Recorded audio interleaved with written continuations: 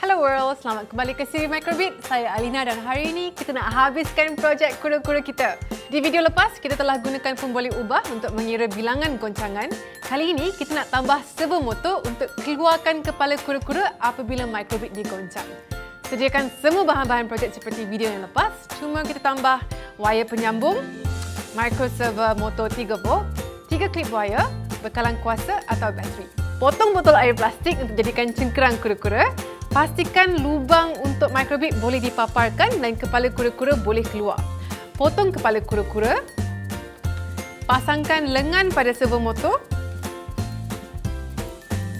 Skru dengan ketat.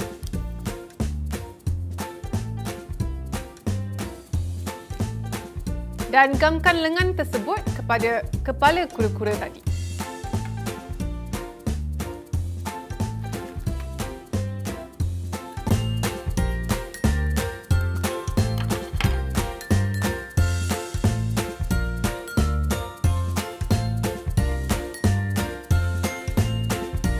Sambungkan wayar penyambung dengan servo motor, wayar putih dengan wayar jingga, wayar merah dengan wayar merah dan wayar coklat ke wayar hitam.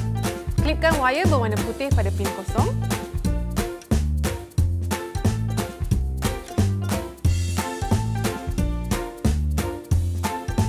Wayar berwarna hitam pada GND. Dan wayar merah ke 3 volt.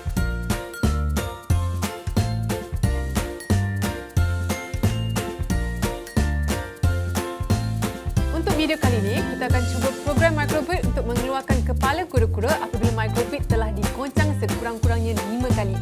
Kita perlu menggunakan struktur kawalan pilihan tunggal atau single choice conditional.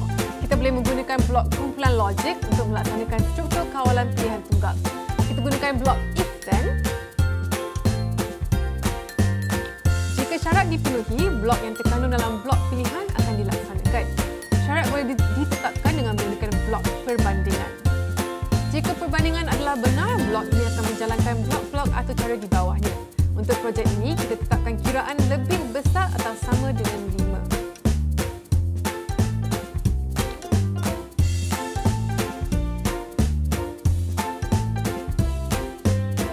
Kita masukkan atau cara servo motor di dalam blok pilihan tersebut.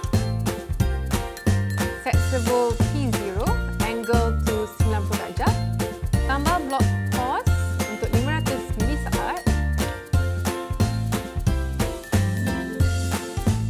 Set servo P0, angle to 0 darjah. Tambah blok pause untuk 500 milisaat. Ulang blok-blok ini untuk kembalikan servo motor pada posisi asal.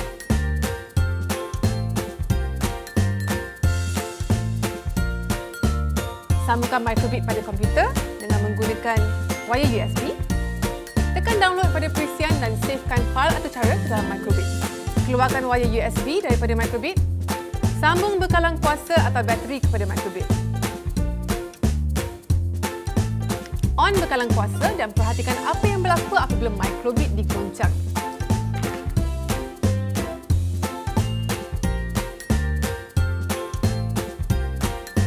Goncangan pertama, kedua, 4 dan 5. Kepala kura-kura hanya akan keluar jika Microbit digoncang sekurang-kurangnya 5 kali. Kemaskan projek anda dan cuba susunkan wayar dan papan Microbit supaya tidak kelihatan dari depan. Projek kura-kura anda dah siap. Sebagai cabaran, cuba keluarkan kepala kura-kura jika digoncang selama 5 kali dan masukkan semula kura-kura jika kura-kura digoncang 7 kali. Programkan Microbit anda untuk reset kiraan apabila butang ditekan. Selamat mencuba!